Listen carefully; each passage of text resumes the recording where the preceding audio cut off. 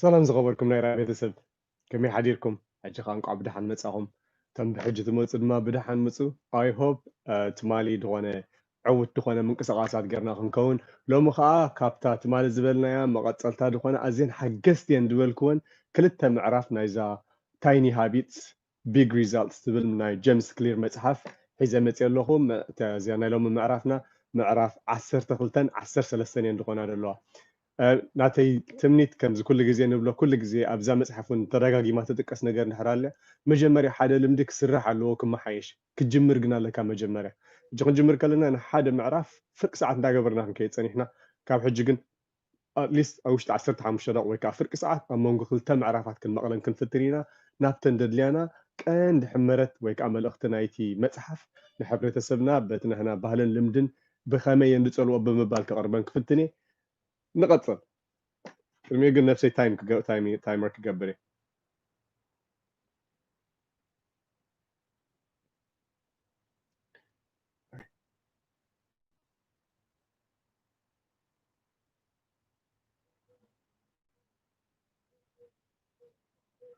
right እምበር ከም መተው ትማሊ እንታይ ናይልና ሓደ ካብቲ ቀንዲ ሜላታት ክንጥቀመሉ ዘለና እንተ ዳ ሓድሽ ልምዲ ክንለምድ ኮይና ወይ ከዓ ዝነበረ ነቓዕ ልምዲ ክንፅግን እንተ ደኣ ኮይና ኩሉ ግዜ ካፍታ ደለናያ ቦታ ብቕልል ዝበለ መልክዑ ክንደግሞ ብንኽእል ዓቐን ብጣዕሚ ንእሽተይ ብዝኾነ ክንጅምር ኣለና ንዕኡ ከዓ በብንእሽተይ ኢና ክነዕብዮ ዘለና ንዕኡ ንምንታይ እዩ እዚ ስታርት ሎው ጎ ስሎው ድብል ቴማ መፂኡ ከዓኒ ኣብ ዝተፈላለየ ቪድዮታት ከብርሆ ፈቲነ ነይረ ስለዚ ኩሉ ግዜ እታ ንሕና መጀመርያ ክነለልያ ክንከል ኣለና we need to find it and then we fix it እንተ ዳ ሓድሽ ልምዲ መልማድ ደድልየና ኮይኑ ኩሉ ግዜ ይደድልየና ልምዲ ክንብል ከለና ኣብ ምልኪ ናይ ስኪልስ ክኸውን ይኽእል እዩ ጥበብ ክኸውን ይኽእል እዩ ብልሒ ክኸውን ይኽእል እዩ ምንባብ ክኸውን ይኽእል እዩ ኣካላዊ ምንቅስቓስ ቅድሚ ሕጂ ኣውፊርናዮም ደይንፈልጥ ጭዋዳታት ክኾኑ ይኽእሉ እዮም ናይ ጸሎት ሰዓታት ስትሬች ናይ ምግባር ክኸውን ይኽእል እዩ ልምዲ ክንብል ከለና ብሓፈሽኡ ንብሙልኦም ክንፈልጦም ድግባኣና ነቲ ናህና መጻኢ ወይ ናይ ፅባሕ ንሕና ንኾኖ ድሕግዘና ሜላታት ማለት እዩ ልክዕ ከምኡ ከዓ ምሳና ድመፁ ልምድታት እንድሕር ኣለዉ ኮይኖም ትማሊ ፅቡቕ ጌርና ሓደ ሓደ ሰንስቲቭ ዝኾነ ኣርእስቲ ተንኪፍና ነርና ነቓዓት ልምድታት እንሻሎ ቁርብ ካብኣ ንላዕሊ እንድሕር ደፊእኻዮም ንዓኻ ናትካ ክብሪ ንናትካ ኣንነት ንብሙልኡ ፋሕ ከብልዎ ኣብ ጥርዚ ዝርከቡ ልምድታት ደየሳጋግሩኻ ናፍታ ትመፅእ ዘላ ፅባሕ ደየብፅሑኻ ድልድል ኣቢልካ ተረጊፅካ በታ ልምዲ ትያስኒ በቃ ኣብዘይ ምሻሎ ኣብ ምፅጋኑ ደሸግረካ ዓይነት ደረጃ ዘብፅሕ ልምድታት እንድሕር ኣለዎ ኮይኖም ነቓዓት እዮም ኢልና ማለት ነው ከም በዓል ምንፅርፃር ናይ መስተ ልምድታት ህድእ ዘይምባል ንኻልእ ሰባት ተራደይ ምሃብ ሓያል ዓብላሊ ክትከውን ምድላይ ኮታስ ብዙሓት እዮም እቶም ልምድታት ምሻሎ ፍርሂ ክገዝኣካ ከሎ ንቐንዛ ፈቃደኛ ደይ ክትከውን ከለካ ምውዳቕ ክድህለካ ከሎ እዚኦም ዝኣመሰሉ ነገራት ነቓዓት ልምድታት እዮም ንዕኦም ከዓ ኣለሊና በብሓንቲ ንብሙልኦም ደይኮነ ኩላህና ክሻምብሉ ዝኾኑ ከምኡታት ነገራት ኣለውና ግን በብሓንቲ ነዚኦም ደየሰጋግሩ ልምድታት ከዓ በብሓንቲ ከመይ ጌርና ንፅግኖም ርኢና ኣለና ስጋብ ሕጂ ሎሚ ከዓ እንታይ ኢና ንብል ዘለና ተቐዳመይቲ ምዕራፍ 12 the law of least effort ትብል እዚ እንታይ ማለት እዩ ብተፈጥሮና ሰባት ኩሉ ግዜ በቲ ዝቐለለ መልክዑ ኢና ነገራት ክንገብሮ ንደሊ ብዙሓት ዓበይቲ ተዛረብቲ እንታይ ይብሉ I think ቢል ጌት ይመስለኒ ከምኡ ዝብል ሓደ ስራሕ እንተ ዳ ቅልጥፍ ኢሉ ክስራሕ ደሊኻዮስ ንሓደ ሃካይ ሰው ሃቦ ድብል ኣባህላ ኣሎ እሱ ከዓ እንታይ ኩሉ ግዜ ሰባት whatever they do they need to find ክረኽብልዎ መገዲ ብዝቐለለ መልክዑ ክገብሮ እዚ በኣና ሕጂ ኣብዚ ናይ ሞደርን ወርልድ ገለ ድመፀ ኣይኮነን ኣቦታትና ንድሕሪት ተመሊስና እንተ ዳ ጠሚትና እቶም ሃዳኖ እንታይ ይገብሩ ነይሮም ኩናት ይሰርሑ ካብ እምኒ ፀሪቦም ወይ እንታይ ዝበሃል ናይ ፋስ ባህር ዘለዎ ነገራት ይሰርሑ መህደን ይሰርሑ መፀገን ይሰርሑ እዚ ሌዚነስ እዚ ንሕና ምዝ ከምዚ ነገር ድመፅእ ጥበባት ኩሉ ግዜ እዚኣቶም ኣእምሮና is designed ንሕና ኣእምሮ ብቕልል ዝበለ ብግዜ ደይወስድ ብፀዓት ደይወስድ መልክዑ ንክስራሕ እዩ ከምኡ እንዳበለ ከዓ ሕጂ ኣምፂና ኣለና ካብ ብፈረስ ጌርካ ክትጋልብ መዓል ድሓሸት መኪና ካብ መኪና ሕጂ ከዓ ትሬን ካብ ትሬን ሕጂ ከዓ ድሮንስ መፅአን ኣለዋ ምሻሎ ደሊቨሪ ተደሊኻ ብድሮንስ all of this እንታይ እዩ ነቲ ንገብሮ ደበለ ነገራት ብቕልል ዝበለ ብዙሕ ፃዓት ደይወስድ ብዙሕ ሓልክ ደይብሉ ጌርካ ምኻድ ማለት እዩ እሞዚኣ እንታይ እያ ትነግረና ንዓና ካብዚኣ እንታይ ኢና ንምሃር ዋት ኤቨር ልምዲ ክነጥርዮ ንደሊ ኩሉ ግዜ በቲ ድቐለለ ልምዱ ንዓና ብድጉን ዝፀና ደይኮንስ በቲ ድቐለለ ጥርዝናቱ ኩሉ ፅቡርትዕን ቀሊልን ጥርዚ ኣለዎ ኣብ መጀመርያ ክትለምዱ ከለካ ከዓ ዳርጋ ኦልሞስት ኩሉ ነገራት ከቢድ እዩ ድመስል ነዚ ግን እቲ ኣእምሮና ከምኡ ከም ዝሰርሕ በቲ ድቐለለ ጥርዚ ጥራሕ ከም ድስሕቦ ናብኡ ጥራሕ ግራቪቴት ከም ትኸውን እንድሕር ተረዲእካ ድኾነ ልምዲ ክትለምዶ ትደሊ ዘለካ ኣብ ዙርይኡ ዘሎ ነገራት ናይ ግድን ኦብቪየስ ብድኾነ ቅልል ብድበለ መልክዑ ክንሰርዖ ኣለና ስለዚ ኣብዚ ጀምስ ክሊር ሓንቲ ሰንተንስ ክጥቀመላ ድደሊ እንታይ ኢሉ ፅሒፍዎ create an environment where doing the right things is as easy as possible እታ ነታ ክትለምዳ ትደሊ ዘለካ ልክዕ ድኾነ ኢንቫይሮንመንት ልክዕ ድኾነ ከባቢ ልክዕ ድኾኑ ሰባት ልክዕ ድኾነ መሳርሒታት ናይ ግድን ኣብ ከባቢካ ክትቅርብ ኣለካ ንኣብነት ክተንብብ ከለካ ኖት ምውሳድ እንድሕር ደድልየካ ኮይኑ እሞ እንድሕር ኖት ክትወስድ ከለካ ትዝክር ኮንካ ናይ ግድን ኣብታ ከባቢካ ማዕረታ መፅሓፍ ንእሽተይ ወረቐትን ቢሮን ክተዳሉ ኣለካ ንኣብነት ቅልል ብድበለ መልክዑ ብዙሕ ኣብነታት ከምፅእ ይኽእል ግን እንታይ እዩ ነቲ ፅቡቕ ልምዲ ንክንለምዶ ንዕኡ ድኸውን ተፃብኦ ወይ ፍሪክሽን ወይ ፍሕፍሐ ክህሉ የብሉን ንፅቡቕ ነገር ንክትለምድ ብድትቐለለ መልክዑ ክኸውን ኣለዎ ፍሕፍሐ ክንብል ከለና ጥራሕ እቲ ፍሕፍሐ ድሕዘካ ድጎተካ ድውጥጠካ ንኣብነት ቅድሚ ሕጂ እንታይ ኢልና ከም በዓል ቂም ሕርቃን ጓሂ ተስፋ ምቑራፅ ናይ ገዛእ ርእስኻ ሰልፍ ስቲም ጎደሎ ምዃን ዝኣመሰሉ ነገራት ካብቶም ኣዝዮም ሓያላት ዝኾኑ ፍሕፍሐኦም ንነብስኻ ናፃ ክትገብሮም እንተ ደኣ ኮንካ ንኣብነት ኣነ 10 ማይልስ ክጎየ ኢልካ እንድሕር ሓሲብካ ብዛዕባ 10 ማይልስ ጎዮ ናይ መጨረሻ ስእሊ ደይኮንካ ኩሉ መዓልቲ ክትሓስብ ዘለካ መጀመርያ ከመይ ጌርካ ኢኻ ንስኻ ነተን ቀዳሞት ቁሩብ ማይልስ ክትጎየን ዘለካ ክንደይ ግዜ ይደልየካ ንዕኡ ክትከዶ ስለዚ እንድሕር ተሪፈ ሰብ እንታይ ክብለኒ እዩ እንድሕር ክጎይ ደይክኢለ እንታይ ክኸውን እየ ብርከይ ከምዚ እንድሕር ኮይነ ድብሉ ንፈርህን ንራዕድን ንሻቁለትን ሰልፍ ስቲምን ደጉድሉ ዘበሉ እዚኦም ፍሪክሽን እዮም ስለዚ እንታይ ትገብር በታ ቅልል ድበለት ክዳውንቲ ጫማ ንዕኡ ደድልየካ ደቃልለልካ ማይ ምስኡ ማዕረ ማዕረ ክስከማ ትኽእል ብዙሕ ደይኮነ ኮንታስ ንዓኣ ተድልየካ ናውቲ ተዳሉ ክትጅምር ከኣለካ the first thing ቀዳሚት መዓልቲ ሓንቲ ማይል ዋላቱ ትጎይ just start ጀምር እሞ ሽዑኡ ነታ ካልአይቲ መዓልቲ ከዓ ብኸምኡ እንዳወሰካ ሳልሰይቲ መዓልቲ ከዓ ብኸምኡ እንዳወሰካ በተን 21 መዓልቲ ትበፅሐን ቀዳማይ ነገር ክንሓስብ ከለና እቲ ፍሪክሽን ዝበሃል ዘሎ እቲ ዝዓበየ ሓሳብ ብሓደ ግዜ ኢንሻአላህ ክትሕይኮ ዘይትኽእል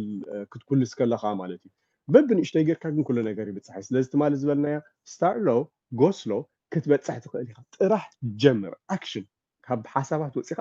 ኣክሽን ይደድልየና ዘሎ ኣክሽን ክንወስድ ሪስክ ክንወስድ ከለና ንነብስና ነቲ ንዓና ንጠራጠረሉ ኣይንኽእሎን ኢና ኣይንኾነን ኢና እዚ ትምህርቲ ዝንዓና ኣይኮነን እዚ ሞያ ዝንዓና ኣይከውንን እዩ እዚ መፃምድቲ ዝንዓና ኣይከውንን እዚ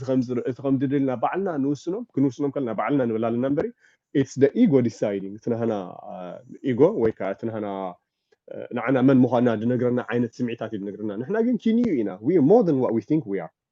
ናይ ብሓቂ ነብስና እንድሕር መርሚርናዮ we are a lot more than that ግን ኣብ ገሌና እኳ 40 ኣይንበፅሕን ኢና ከይበፅሕና ከለና ኢና ነብስና ኣብ ምጥርጣር ንእትዋ ስለዚ እቲ ብርተኻለ መጠን ነዚኣ ክነለልያ ክንክእል ኣለና ብኣንፃሩ በቲ ሓደ ግምጣል ክንሪኦ ከለና ከዓኒ እንታይና ኢልና እቶም ክንለምዶም እቶም ድለመድናዮም ልምድታት ክነቆርፆም ንደሊ ወይ ብድለመድናዮም ዘይተሓጎስናሎም ከዓ ብድተኻለ መጠን ንዕኦም ኣብ ምግባር ደሎ ብድሆታት ክበዝሕ ክኽእል ኣለዎ ነቶም ሕማቃት ልምድታትና ልክዕ ክሻ ድንሽ ተሰኪምካ ሓደ ማይል ጉየ ከንባሃልካ ክኸውን ክኽእል ኣለዎ እንታይ እዮም እቶም መትሓዚ ንጥቀመሎም ንዕኦም እንተ ኢልና ንኣብነት ሜላታት ዝጠቐስናዮም እንድሕር ነይሮም ነቲ ከባቢኻ ኣዝዩ ንከምኡ ነገር ዘይጣዕም ነገር ክትገብሮ ኣለካ ንከምኡ ንክትገብር ድዳፋፈኡኻ መገዲ ክኸውን ይኽእል እዩ ሰባት ክኸውን ይኽእል እዩ ሰዓታት ክኸውን ይኽእል እዩ ነዚኣቶም ብካልእ ነገር ክትትክኦም ክትፍትን ክትክእል ኣለካ ሰዓታት ናይ ንግሆ እንተ ደኣ ኮይኑ ንኣብነት ንስኻ ብድድ ምስ በልካ እንድሕር ኮንካ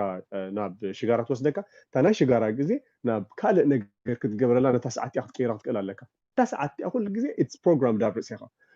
ሰባት እንተ ደኣ ኮይኖም ኣብ ሓደ ማሕበር ምስ ከድካ እንተ ደኣ ኮንካ ሽጋራ መስተ ክሰቲ ድግድድኻ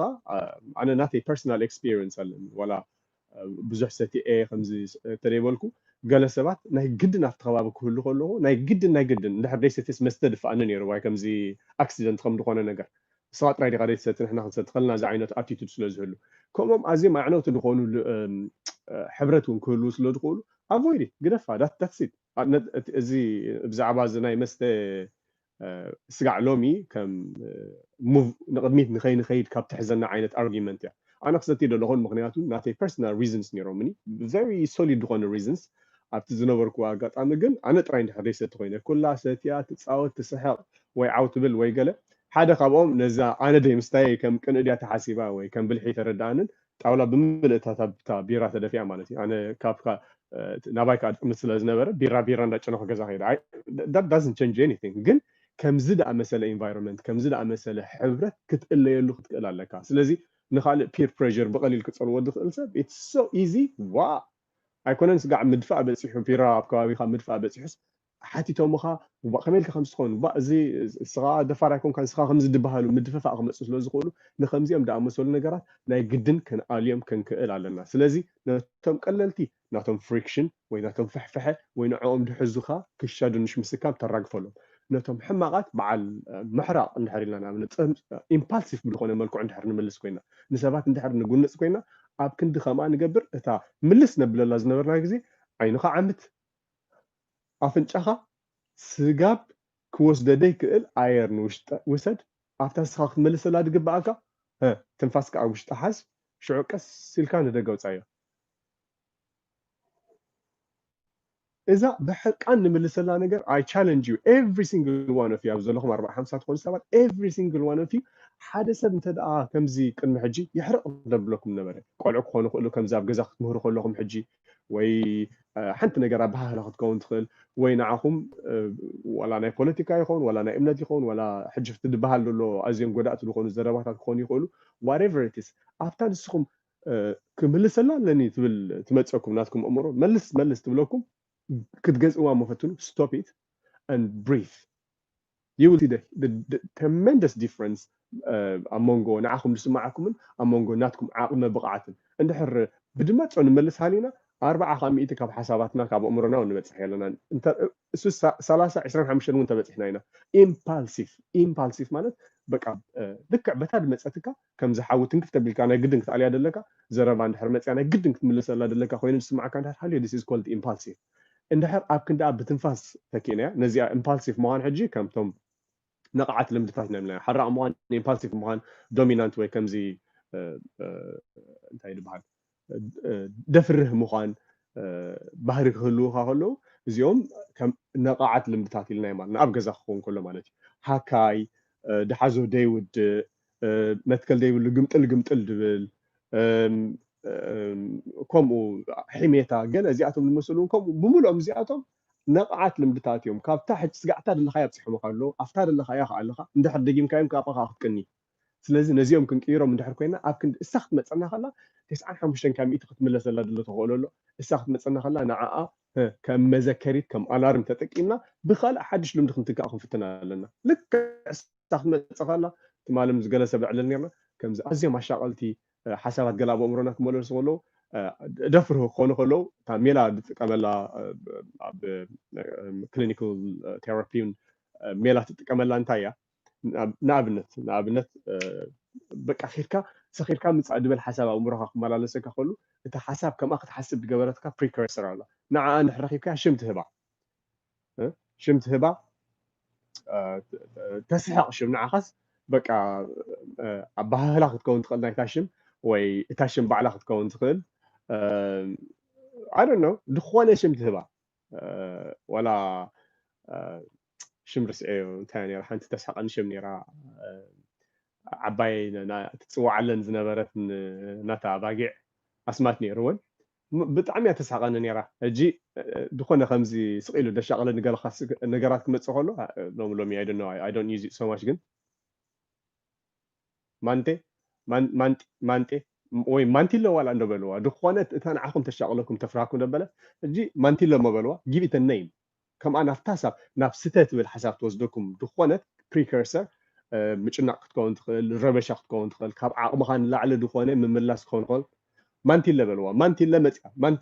ማንቲለ መፅያ ምስ ልክዕ ናይ ማንቲለ ባህሪ ስቕ ኢላ ጥርጥር ትብል ድኾነ ምስ ንዓኣ ድገልፅ ልምድታት ንዓኣ ትህብዋ እዚ እንታይ ድገብር ደሎ ኣብ ክንዲ ንስኹም ናብቲ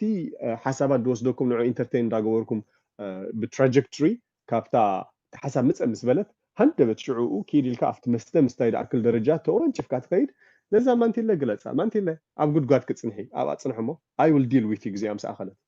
I will deal with you just stay there شم هابوا أغمتوا مانتيلا بيخت كيد كبا أفتنا مانتيلا قد قاد أب أتصنح بتخدا يبلا okay do not entertain it زي نقعات المدتات أبزب تحمنا له نتنحنا دلنا personality وين أنا دقلت أنا النت هيبومنا له كينيوزن تدا دفينا يمدم أب عينا خم تعرف ببحر نعم ببحر ندرجف نايم ببحر عند أنا نايم تدا متينا نتوم نعاهن على خلنا تامنتي له كتمت خلا أنت دا نندابر توسدك أخوينا نتا نع عند تأمد عند بلا خلتها نجارات كال ترجم هيبك أب كنا نندابر تقيد عندك قاعد لك قوية تقيد أنا كم سبورت جيرو ثيرابي رخيبة خلتني sport has been the ultimate therapy ناي sport كذكره الجزية سجاب حجي أنت دا كعقمين لعلو خوينا بجزية مصنعت كون على حسب أنت دا تبديهم وبزح مفتح سينا له I go for a run and I am a different person مغنيات أنت هتقبر له نت pattern يتصور له بزعبة زي بزح بعمق تابكال جزيات زت يلو نيره نزامانتي له أبكن دمتس مسبلت مانتي له ننا مستتقيد بتاع سايكل كتكتل يعني كم عند حرمت مانتي له أنت هتقبر ندا مستتقيد نحر متى مانتي له أنت هتقبر شجرات ستي مانتي له نحر متى أنت هتقبر تنصرصر مانتي له نحر متى أنت هتقبر بقى قل عينة كستايت بيست تغير أنت تبغى الله أنت تقبر الله كتقول تقوله ده شجرك درجات خي إزي باترني كدقم دلو تقوله تسعة حمشان كميتيو أنت أنا مانتي له مينا غانا مبصحة من سعرنا precursor نبلو مالتي after زلات أبغى قواد أنت أنا كنت صنحة كيلنا صنحة مبا بقولت this techniques work give them a name مانتي لنا أنا حجة LZ دملت سبتندي give it another name ما يزحل بتاعم تسبو جن take time أمونجو حنت نجار حسب كتمت سخلا action توصل كلها ما عاد سكند تاكين دلوا إذن سكند تاتزين على لينا نابنا عنا خنتكم ولا نخلنا عنا خهدنا دخل الملاك المصدقين كلا لنا أوديس كنجبرو لنا عينا نبدلنا okay let's go يا قدامي معرف مالت معرف 10 غلطنا يلومي نزيات مثلني راه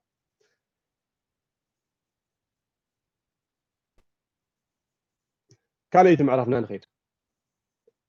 كاليت معرفنا خاني precautionation بتقنيا انت يدبها precautionate قبل كلها precautionate مالت كم كتعقش كلها مالتي حد نجر كتقبرو دلها نجر على لجن سقي كطرح شن كل التبلاب كنا عاقد قبرات تجمر كما يجرنا انا خابو نجر نقل ويك precautionate دخون سلم انت يخطر دانا نقال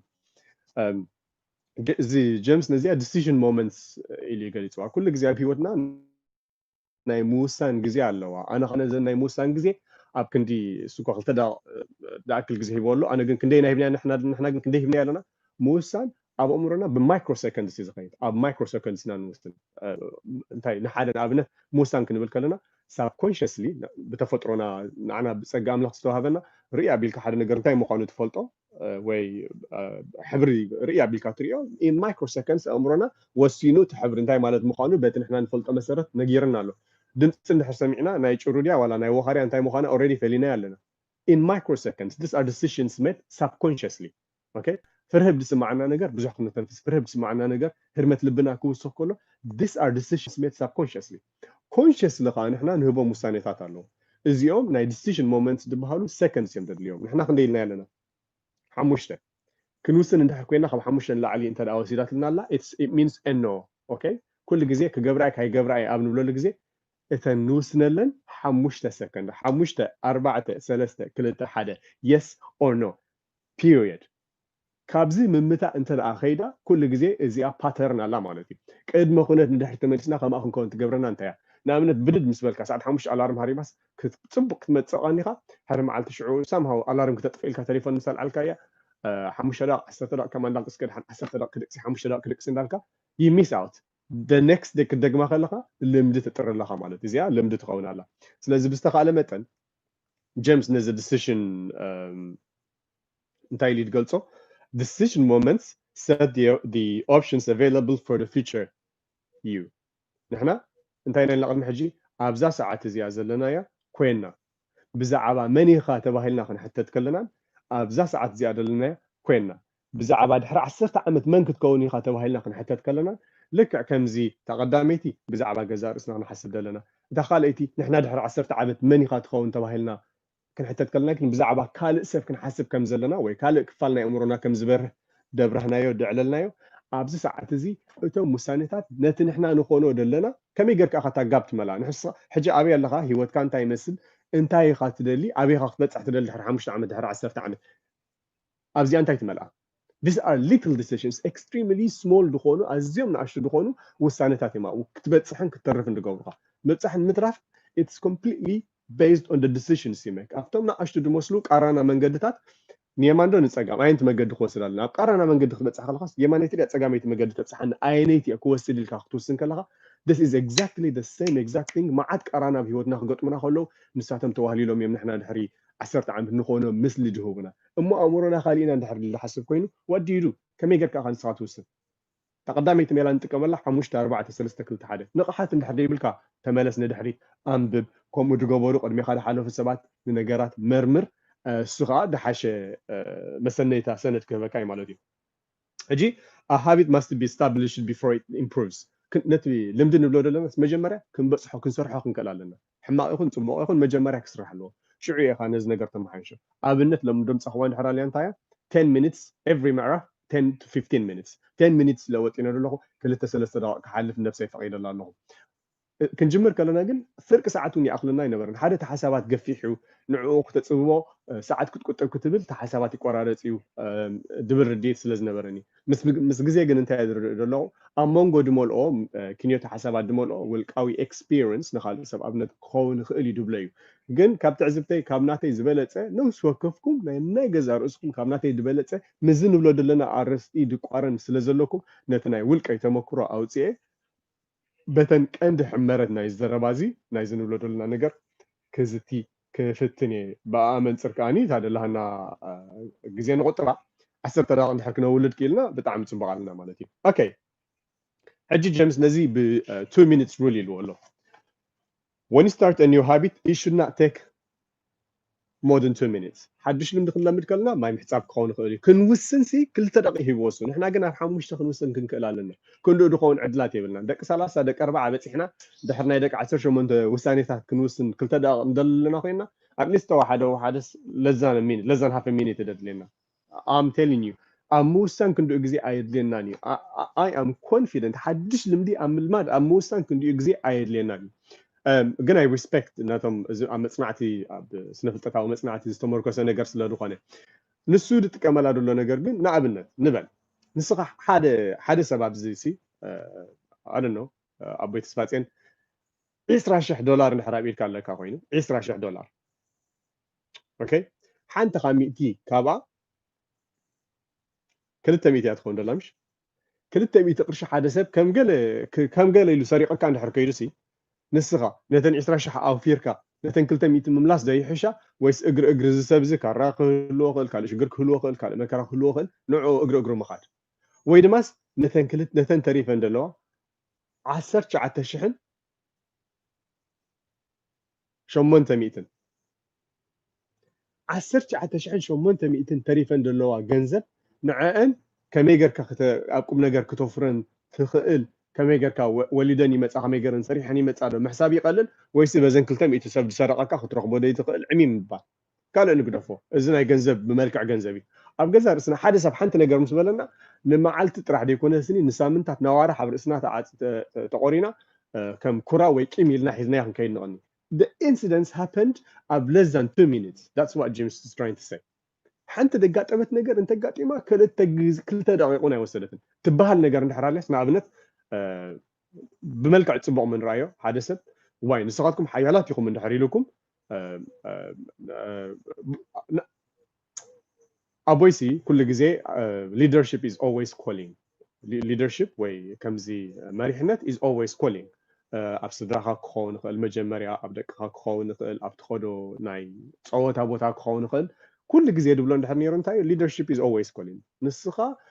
if you have the right attitude ንስኻ መሪሕነት ማለት እንታይ ማለት ምዃኑ እንድሕር ተረዲእካ መሪሕነት is always calling ይብል ነይሩ ሕጂ ኣብ ድኸድክዎ environment ከም ትሱ ዝሃበና ዓይነት ርድኢት ናይ መሪሕነት ማለት ነቲ ኣብ ዙርያኻ ደሎ ሰብ ከመይ ገይሩ ነቲ እሱ ዝገብሮ ነገር ኢፌክቲቭሊ ብዝበለፀ መልክዑ ክገብሮ ትሕግዞ ማለት እያ ዳትስ ኣነ ዓቢ ከለኹ እዚኣ ብዛዕባ መሪሕነት ማለት ኣገልግሎት ማለት ምዃኑ ከምኡ ብምግባርካ ብዙሓት ሰባት ክዕወቱ ከለዉ ከም ትጥቀም ኩሉ ግዜ እዛ ነገር እዚኣ ኣብ ርእሰይ ትመላለስ ስለ ዝነበረት ወንኤቨር ኣነ ንገዛ ርእሰይ ኣብ ኩዕሶ ምፅዋት ትኸውን ኣብ ህልኽ ዘለዎ ነገር ክኸውን ይኽእል this is always in my head ከመይ ገይረ ነዚ opportunity እዚኣ ክረኽባ ንኽእል ልክዕ ከምኣ ከዓኒ ሓደ ሰብ ከምቲ ቅድሚ ሕጂ ኢለኩም ነይረ ታሪክ ኣይፈቱን እየ ታሪክ ምስቲ መምህር ተኣሳሰረ ገለ ይኸውን ወይ ገለ ግን ናይ ታሪክ ትምህርቲ ኣብ ኤሌመንትሪ ከለኹ was ኣዝዩ በዳሂ ብዙሕ ተሸግረኒ ካብ ዝነበረት ዓይነት ሳብጀክት እያ ነይራ ስለዘይፈተኽዋ ጥራሕ ሕጂ መምህር ኢሉኒ ንፍዕ ትኾንካ ኣብ ኩሉ ኢኻ ንፍዕ ክልተ ነገር ክትኮን ኣይትኽእልን ኢኻ ገለ በቃ ምሻሎ ነፍሰይ ዳውት ክገብራ ተዓመት ጥያ ስጋዕ ትውዳእ ነፍሰይ ዳውት ክገብራ ገይሩኒ ከምዚኦም ዳኣመሰሉ ነገር what he said was in 2 minutes ደይ ትመልእ ግዜ ክልተ ደቂቕ ኣብ ዘይመልእ ግዜ ኣጋጢማ ንዓኣ ግን ሙሉእ ግዜ ሒዝናያ ንኸይድ ሕርቃን ከምዚ ሰባት እንድሕራ ኮርዮምና ኣብኡ ምሕዳር ዳኣመሰሉ ሽግራት ከም ዕንቅፋት ከም ክሻ ድንሽ ተሰኪምካ ጉያ ምዃኑ ጌርና ኢና ክንሓስቦ ዘለና ሕጂ ካብቲ ንሱ ዝጥቀመሉ ኣብዚ መግለፂ ዝጥቀመሉ እንታይ ድብል ቨርቹዋሊ እንታይ እዩ እንተደኣ ንስኻ ኣብ ፕሮሰስ ፎካስ ጌርካ ናይ መጀመርያ ፕሮሰስ ናይቲ ነገር ፎካስ እንተደኣ ጌርካ ንዓኻ ከዓ ክልተ ደቂቕ ሂብካ እንተደኣ ናፍታ ክትኮና ትግባእ ጥርዚ ወሲድካያ the rest of the day you don't have to think about it ብዛዕባኡ ምሕሳብ ኣየድልየካን እዩ ምንባብ ከመይ ጌርና ኢና ክንመሃር ንኽእል ትምህርቲ ምስክርናስ ፎካስ ምግባር ስኢና ድብል ብጣዕሚ ብዙሕ ሕቶ ይመፀኒ ኣሎ እዚ ኩሉ ክኸውን ዝገብሮ ኣብታ መጀመርያ ነታ ነገር ክንጅምራ ከለና ደለና ርድኢት ርዑም ስለ ዘይኮነ ወይ ብሱል ስለ ዘይኮነ ወይ ኣፀቢቑ ስለ ዘይትርዳእና ወይ ንምንታይ ክንገብሮ ኢና እቲ ፐርፐስ why do we do this ክንገልፆ ስለ ዘይከኣልና እዩ ከምኡ ንኸውን እሞኒ ብዝተኻለ መጠን እዛ ናይ 2 ደቂቕ ሩል ወይ 2 minutes ሩል ዝበሃላ ፕሪኮርሲኔሽን እንታይ እዩ ሓንቲ ነገር ንክንለምዳ መጀመርያ ቀዳሞት 2 ደቂቃ ንብሙሉእ ንስኻ ትገብሮ ነገር ንውስኖ ብሙሉእ whatever you choose ዝኾነ ሃቢት ኣምፁ 2 ደቂቕ ኣነ ክገብሮ ዝደሊ ነገር I like to decide ኣብ 5 ሰከንድ 5 4 3 2 1 ክገብራ ድየ ተንድድ ድያ ተቆርር ድያ ተድክም ድያ whatever it is እንተደኣ ክውስን ኮይነ I need 5 seconds ድሕሪ እዚኣ እንተደኣ ነታ ፕሮሰስ ጀሚረያ ምስ ጀመርካስ እቲ ዝጀመርካዮ ነገር ዓወት እዩ ዝብለካ anyway it just encourages you to do more ብዙሕ ነገር ክትገብር ይሕግዘካ እሞኒ ናይ ሎሚ ዝነበረ ኣርእስትና ነዚአን ይመስላ እዛ ናይ መጨረሻ ርእስቲ ብዙሕ ኣነ ኣይተሓጎስኩላን ዓይነት እንታይ ክብል ደልየ ግን ክጅምር እንድሕር ኮንካ ሓድሽ ልምዲ ንዓኣ ንክትለምዳ ንዓኣ ንክትጅምራ ካብ 2 ደቂቕ ንላዕሊ ኣየድልየካን እዩ ካብ 2 ደቂቕ ንላዕሊ እንተደኣ ከድካ already ሓድሽ ሃቢት ዲቨሎፕ ጌርካ ኣለኻ ማለት እዩ እዚ እቲ ሳይንስ ዝብሎ እዩ ከም ውልቀ ሰብ ናተይ ተመክሮኻ 5 ሰከንድ እዩ ንክትውስን እቲ ዲሲዥን ሞመንት ዝበሃል 5 ሰከንድ እንድልየካ 5 4 3 2 1 right or left ቀራና መገዲ ማእኸል ጥሒስካ ክትከይድ ዘይኮነስ ንየማን ወይ ንፀጋም ክትከይድ እንድሕር ኣለካ ኮይኑ 5 ሰከንድ ጀምስካ እንታይ ይብላ ኣሎ ስነ ፍልጠት ወይ መፅናዕቲ እዚ ናይ ልዕሊ 15,000 ዝኾኑ ሰባት ስኪልፉል ዝኾኑ ሰባት ዝገበሮ መፅናዕቲ ስለ ዝኾነ ኣነ I don't dispute this okay እሞ ናይ ሎሚ መደብና ነዚኣ ትመስል I think ከምቲ ድወጠናዮ ሓደ ብግዜና ወዲእና ኣለና 2 ምዕራፍ ኣብ 15 ደቂቕ ብምግባር I think ፅቡቅ ከድና ኣለና መስለ